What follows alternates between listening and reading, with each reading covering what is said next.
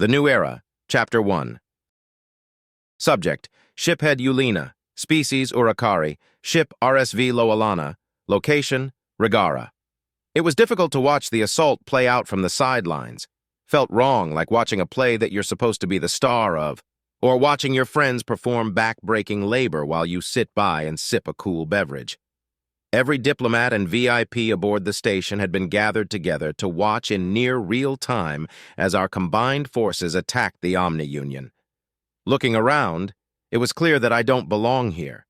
Most of the people in this room either look as if they've never been in a fight, or as if their last fight were nearly a lifetime ago. The only exceptions to this appeared to be just as on edge as me. It was easy to tell that they want to be in the thick of things, just like I do. Our forces pushed through system after system, turning mobile prime platforms into asteroid fields. At first, people cheered when the primes exploded. The cheers died down after a while, though, as our casualty counts rose. Many of our own were being lost along the way, but the objective was coming close to completion. Only a few primes left, and we'd have won the day, allowing some of us the desperately needed time to rebuild. Then, in the blink of an eye, it all stopped. I looked at Captain Reynolds with confusion, hoping for answers.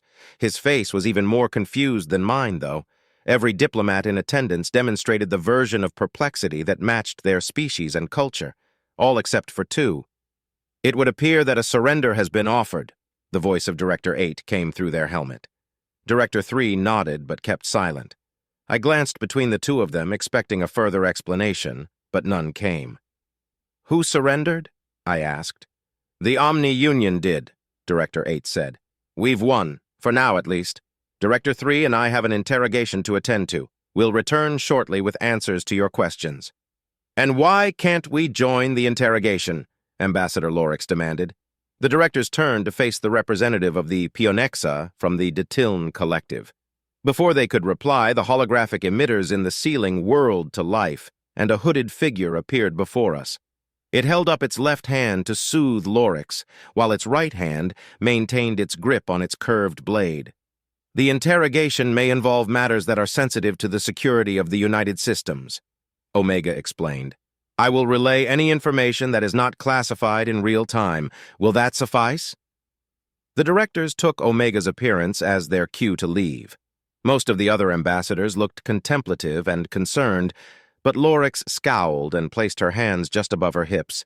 "I'd like to know what kind of information could be considered classified at this point. Unfortunately, that's classified." "Why did they surrender?" Ambassador Havencroft asked. "Because we beat them," Omega replied. "We've beat them hundreds of times, and they've never surrendered before," I added. "What changed?" "That," the AI pointed its finger at me, "is classified." Before any of us could voice our disapproval, Omega began relaying what was happening with the Omni-Union. The first few questions and answers gave rise to the hope that this fight was finally over, and we had actually won. That hope came crashing down about halfway through the interrogation, though. 68,000th? Someone whispered. "These aren't just rogue AI that destroyed their creators. They were sent here intentionally." "That's more than 1,000,000,000,000 light-years away. Our galaxy is only about 14 billion years old, so either they have more advanced technology than we've seen so far, or they somehow knew about our galaxy before it formed." Several more outbursts rang out as Omega continued its narration of events. Once someone figured out the age of the Prime's galactic map, the room fell into a contemplative silence. The Omni-Union had been here for so many years, slowly building their forces. If we hadn't encountered them in time. Omega fell silent after Prime 1 pointed out what would happen if we restored its inhibitors and erased its sensory data. A few protests and requests for further information rang out, but the AI shook its head. "We are refocusing towards disarmament of the Omni-Union fleet within the Milky Way. The interrogation will proceed at a later date, and all information gleaned will be made available to the relevant parties." "What do we do now?" I asked. "We wait for our respective leaders to confer, but the assault was a success. And for now, we are safe from further OU incursion," it said. "Celebrate, rest, and then reach out to your leadership for further guidance. Regardless, nothing further can be done here and now." Unsatisfied murmurs spread through the crowd of diplomats and military officers. Omega's avatar disappeared, and several conversations began at once. I leaned back in my chair with my arms crossed and began to run through it all again. The OU had surrendered, but they are actually a small part of a much larger and extragalactic force that had invaded our galaxy before any of our species even existed. There's no telling how powerful their creators are, and the leading theory that they had been destroyed by their creations seems a bit more far-fetched now. To top it off, we only have a year before the OU is made aware of our victory, which means we only have a year plus however long it takes for them to get here to prepare against a much more serious invasion or plan a strike that will force them to abandon their plans for our galaxy. "Well, I'm going to return to the Thanatos," Reynolds said to me as he stood. "You probably should too, considering that your ship is inside of mine." "Right." I stood and followed the captain. We were silent as we traveled the halls of the station to the docks and boarded a shuttle. I watched the Thanatos float in the void from the shuttle's window and chuckled to myself. "What's funny?" Reynolds asked. "Just windows in space.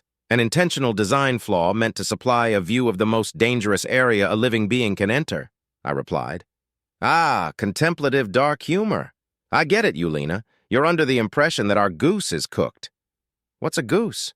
"A type of bird from Earth. Never had it myself," Reynolds smiled. "But the phrase is an idiom that means that all hope is lost or that there's no chance of success." "I see. Well, yes, I believe that our goose is likely cooked." "You're wrong." I turned my full attention to the captain and was met with a smirk. I tilted my head to indicate my confusion, a gesture that is nearly universal, as it turns out. "This is just another threat escalation. We'll handle it." My thoughts turned to the history of the United Systems and its member species. Even in the heavily edited versions that we'd been given, there was an inordinate amount of bloodshed among the humans, Gaunt, and Alumari. Hearing a human downplay the threat that the OU posed actually made me feel a little better about our chances. "We'll handle it?" I asked. "What makes you think so?" "That's simple, shiphead," Reynolds chuckled. "It's because we have no other choice.